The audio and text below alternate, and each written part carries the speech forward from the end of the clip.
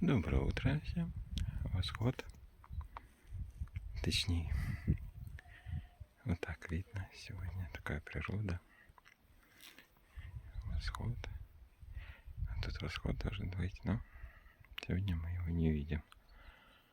Потому что все затянуто облаками, тучами.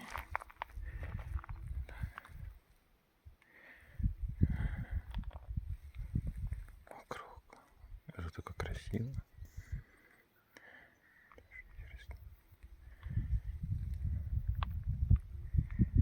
Прохладно сегодня. В то же время очень хорошо.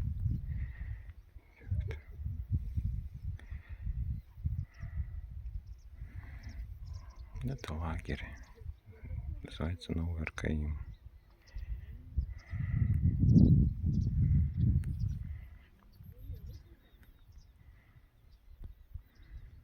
Там виднеется поселок. Поселок Александровский.